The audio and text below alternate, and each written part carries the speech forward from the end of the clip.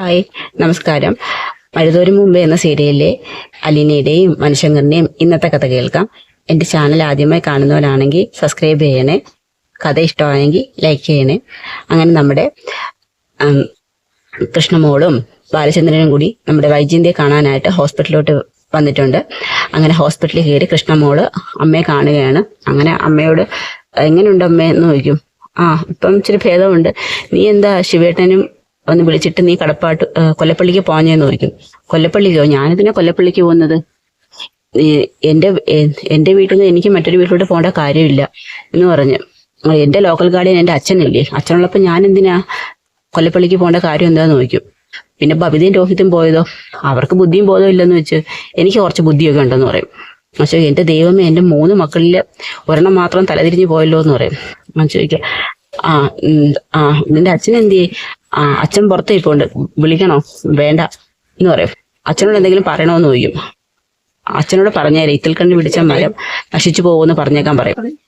അപ്പോഴത്തേക്ക് മനസ്സിലായില്ല, നിന്റെ അച്ഛന് മനസ്സിലായി, പറഞ്ഞാൽ മതി എന്ന് പറഞ്ഞു. അങ്ങനെ നമ്മുടെ കൃഷ്ണമ്മള് പുറത്തിറങ്ങിയിട്ട് ബാലേന്ദ്രനെ കാണുമ്പോൾ ബാലേന്ദ്രൻ ചോദിക്കും, എന്തു പറഞ്ഞു നിന്റെ അമ്മ? അമ്മ എന്തോ പറയാൻ, അമ്മ കയറി ചെന്നത് തന്നെ അമ്മയ്ക്ക് ദേഷ്യമാണ്. അമ്മ പ്രത്യേകിച്ചൊന്നും പറഞ്ഞില്ല. ഞാൻ കൊല്ലപ്പള്ളിക്ക് പോകാത്തതിൽ അമ്മയ്ക്ക് ദേഷ്യം എന്ന് പറയും. പിന്നെ ഒന്നും പറഞ്ഞിട്ട് കാര്യമില്ല അച്ഛാ, അമ്മയുടെ സ്വഭാവം ഒരിക്കലും മാറത്തില്ല. അങ്കിളുമാര് പറഞ്ഞിട്ടെങ്കിലും കാര്യങ്ങൾ മനസ്സിലാക്കിയെങ്കിൽ പിന്നെ ആര് പറഞ്ഞാൽ കേൾക്കാനാന്ന് പറയും. എന്ത് ചെയ്യാനാ പോലെ, നിന്റെ അത്ര പകുതി പോലും നിന്റെ അമ്മയ്ക്കില്ലെന്ന് പറയും. അച്ഛൻ ഇനി അമ്മയായിട്ട് വഴക്കണമെന്നും പോകണ്ട, അച്ഛന് ഒന്നാമത് സുഖമില്ലാതിരിക്കുമെന്ന് പറയും. പിന്നെ അച്ഛനോടൊരു കാര്യം പറയാൻ പറഞ്ഞു. എന്താ? ഇത്തിൽ കണ്ണി പിടിച്ച മരം നശിച്ചു പോകുന്നു. അവൾ അങ്ങനെ പറഞ്ഞോ? എങ്കിൽ പിന്നെ ഞാനത് കണ്ടിട്ട് വരാമെന്ന് പറയും. അകത്തോട്ട് കയറിയിട്ട് പറയും. അങ്ങനെ നമ്മുടെ ബാലേന്ദ്രൻ അകത്തോട്ട് കയറുമ്പോൾ നമ്മുടെ വൈജയ് ഇങ്ങനെ ദീക്ഷിച്ചിങ്ങനെ നിൽക്കുവാണ്. എന്താ ഒറ്റയ്ക്ക്? മകളെ കൂടി കൊണ്ടുവന്നൂടാതെന്ന് ചോദിക്കും. നിനക്കിപ്പോ എങ്ങനെയുണ്ട്? കുഴപ്പമില്ല. അത് നിനക്ക് അവളെ കൊണ്ടുവരുന്നത് ഇഷ്ടമല്ലല്ലോ, പിന്നെ അവൾക്കും ഇങ്ങോട്ട് വരാൻ തീരെ താല്പര്യമില്ല. ഞാനൊരു പൊട്ടിയാന്ന് നിങ്ങൾ കരുതരുതെന്ന് പറയും. നീ പൊട്ടിയല്ല, നീ അതീവ ബുദ്ധിമതിയില്ലേ എന്ന് പറഞ്ഞു. ഞാനിങ്ങനെ തളർന്ന് കിടക്കുമെന്ന്, എന്നും തളർന്ന് കിടക്കുമെന്ന് നിങ്ങൾ കരുതണ്ടെന്ന് പറയും. നീ തളർന്ന് കിടക്കരുത്, നീ എത്രയും പെട്ടെന്ന് എഴുന്നേക്കണം. എഴുന്നേറ്റെങ്കിലല്ലേ നിനക്ക് എന്നോട് കൂടി യുദ്ധം ചെയ്യാൻ പറ്റത്തുള്ളൂ എന്ന് പറയും. വൈജയ്ക്കിന്റെ ദേഷ്യം വരികയാണ്.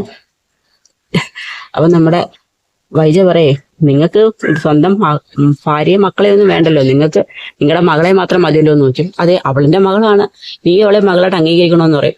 ഞാനോ? കണ്ട തെരുവ് സ്ത്രീകൾക്ക് ജനിച്ചവളെ ഞാൻ എന്റെ മകളായിട്ട് അംഗീകരിക്കാനോ എന്ന് ചോദിക്കും. പറയേ, നിന്റെ അസുഖം ഭേദമായിട്ട് നീ അങ്ങോട്ടില്ലേ വരുന്നതെന്ന് ചോദിക്കും. ഞാൻ അങ്ങോട്ട് വരുത്തില്ല, എന്റെ അസുഖം ഭേദമായിട്ട് അങ്ങോട്ട് വന്ന് എന്നെ പിന്നെയും ദേഷ്യപ്പെടുത്താനല്ലേ ഞാൻ അങ്ങോട്ട് വരുത്തില്ലെന്ന് പറയും. പിന്നെ നീ എങ്ങോട്ട് പോവും? അത് നിങ്ങൾ അറിയണ്ടെന്ന് പറയും.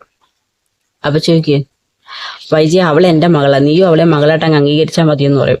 അങ്ങോട്ട് ചോദിക്കേ, അതൊരിക്കലും ഉണ്ടാവത്തില്ല, നിങ്ങളെ സ്വപ്നം പോലും കാണണമെന്ന് പറയും. നീ എത്ര മക്കളെ പ്രസവിച്ചിട്ടുണ്ട് വൈജയെന്ന് നമ്മുടെ ബാലേന്ദ്രൻ ചോദിക്കും. അപ്പം നമ്മുടെ വൈജയന്തി അങ്ങ് ഞെട്ടുവാണ്. വൈജയന്തിക്ക് ഓൾറെഡി 4 മക്കളുണ്ടല്ലോ. കാരണം അലീന മരിച്ചു പോയെന്നുള്ളതാണ് വൈജയന്തിയുടെ വിശ്വാസം. കാരണം വൈജയന്തി ആദ്യം ഒരു കുഞ്ഞിന് ജന്മം നൽകിയിട്ടുണ്ട്, ആ കുഞ്ഞ് മരിച്ചു പോയെന്ന് വീട്ടുകാർ തെറ്റിദ്ധരിപ്പിച്ചിരിക്കുകയാണ്. അപ്പം പെട്ടെന്ന് നമ്മുടെ വൈജയന്തി ഞെട്ടുവാണ്, എന്നും പെട്ടെന്ന്. അപ്പൊ നമ്മുടെ ബാലേന്ദ്രൻ അടുത്ത് വന്ന് നിന്നിട്ട് പറയും, എനിക്ക് 4 മക്കളുണ്ടെന്ന് പറയും. 4? എനിക്ക് 3 മക്കളെ ഉള്ളെന്ന് പറയും. അലീനയും കൂടി കൂട്ടി നിനക്ക് 4 മക്കളുണ്ടെന്ന് പറയും. ഇല്ല, അതൊരിക്കലും ഞാൻ സമ്മതിക്കത്തില്ല, എനിക്ക് 3 മക്കളെ ഉള്ളെന്ന് പറയും. അങ്ങനെ ഇവർ തമ്മിൽ സംസാരിച്ചിട്ട് അവസാനം നമ്മുടെ ബാലേന്ദ്രൻ അങ്ങ് പുറത്തോട്ട് പോവുകയാണ്. സുഖമില്ലാതിരിക്കുമല്ലോ, കൂടുതൽ സംസാരിപ്പിക്കണം എഴുതി പുറത്തോട്ട് അങ്ങ് പോകുന്നു.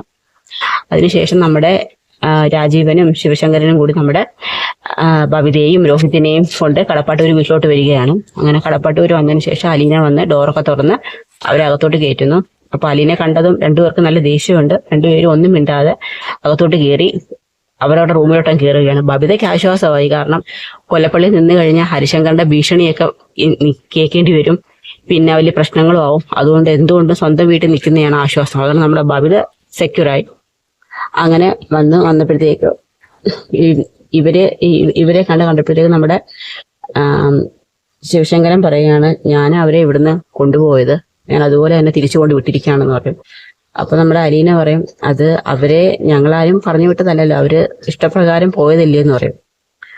അപ്പോഴേക്ക് ഞാൻ ചായ എടുക്കാന്ന് പറയും. അപ്പൊ നമ്മുടെ രാജീവൻ പറയും, നീ അവിടെ നിൽക്കുന്ന, എനിക്ക് നിങ്ങളോട് കുറച്ച് കാര്യങ്ങൾ സംസാരിക്കാനുണ്ടെന്ന് പറയും. എന്താ പറഞ്ഞതെന്ന് പറയും. അത് ഞങ്ങൾ അവരെ കൊണ്ടുപോയതുപോലെ തന്നെ തിരിച്ചുകൊണ്ട് വിട്ടിട്ടുണ്ട്. അത് ശരിയാ. പക്ഷെ അവർ നിൽക്കേണ്ടത് ഇവിടെ തന്നെ, സ്വന്തം അച്ഛൻ്റെ അമ്മയുടെ കൂടെ തന്നെ അവർ വളരേണ്ടത്. വൈജ തിരിച്ച് ഹോസ്പിറ്റലിൽ നിന്ന് തിരിച്ച് വന്നാലും അവരെ തമ്മിൽ ഒന്നിപ്പിക്കണമെന്നുണ്ടെങ്കിൽ കുട്ടികളും കൂടി ഇവിടെ വേണമെന്ന് പറയും. പിന്നെ നിന്റെ അമ്മയാണ് വൈജ, ആ സത്യം നിനക്കറിയാം. പക്ഷെ അവള് നിന്നെ തിരിച്ചറിഞ്ഞിട്ടില്ല.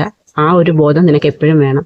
ഞാനൊരിക്കലും ഒരിക്കലും അമ്മയെ വിഷമിപ്പിക്കുന്ന രീതിയിൽ ഒന്നും പെരുമാറത്തില്ല. കാരണം എനിക്ക് എൻ്റെ അമ്മയൊന്ന് കാണണമെന്ന് മാത്രമേ ആഗ്രഹം ഉണ്ടായിരുന്നുള്ളൂ.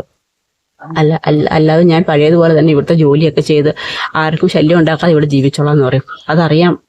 പക്ഷെ ഞങ്ങള് നീയും കുട്ടികളും വൈജയും ഈ വീടും എല്ലാം നിന്നെ ലയിപ്പിച്ചിട്ടാ, വിശ്വാസം അർപ്പിച്ചിട്ടാണ് ഞങ്ങൾ പോകുന്നത്. ഇവരെല്ലാം നിന്റെ കയ്യിൽ സുരക്ഷിതമാണെന്നും നിന്റെ കയ്യിൽ ഭദ്രമായിരിക്കും ഞങ്ങൾക്കറിയാം. അതുകൊണ്ട് ഞങ്ങൾക്ക് പോകാതിരിക്കാൻ പറ്റത്തില്ല. ഞങ്ങള് ആദ്യം നിന്നെ നല്ലോണം വെറുത്തിട്ടുണ്ടായിരുന്നു. സത്യം ബാലേന്ദ്രന്റെ മകളാന്ന് അറിഞ്ഞുകൊണ്ട് ഞങ്ങൾ നിന്നോട് വളരെ മോശമായിട്ട് പെരുമാറി. നീ ഞങ്ങളോട് ക്ഷമിക്കണം. സത്യങ്ങളെല്ലാം ഞങ്ങൾക്ക് ഇപ്പോഴാണ് മനസ്സിലായത്. അതുകൊണ്ട് കുട്ടികളെയും ഒക്കെ നീ നല്ലോണം ശ്രദ്ധിക്കണം. ഇപ്പോഴത്തെ അവസ്ഥയിൽ വൈജയ്ക്ക് അതിന് പറ്റത്തില്ല. അതുകൊണ്ട് വൈജ ഹോസ്പിറ്റലിൽ നിന്ന് വന്നാലും വൈജയുടെ കാര്യങ്ങളൊക്കെ നോക്കണം. ഞാൻ നോക്കും, എന്നെ കൊണ്ട് പറ്റുന്ന പോലെയൊക്കെ എൻ്റെ അമ്മയുടെ കാര്യം നോക്കും. എൻ്റെ സ്വന്തം അമ്മയില്ലേ എന്നൊക്കെ നമ്മുടെ അലീന രാജീവിനോട് പറയാണ്. അതൊക്കെ ഞങ്ങൾക്ക് അറിയാം. എങ്കിൽ ശരി, ഞങ്ങൾ പോയിട്ട് വരാമെന്ന് പറഞ്ഞുകൊണ്ട് നമ്മുടെ ശിവശങ്കരനും രാജീവനും കൂടി പോന്നു. അവർ നേരെ ഹോസ്പിറ്റലിലോട്ടാണ് പോകുന്നത്.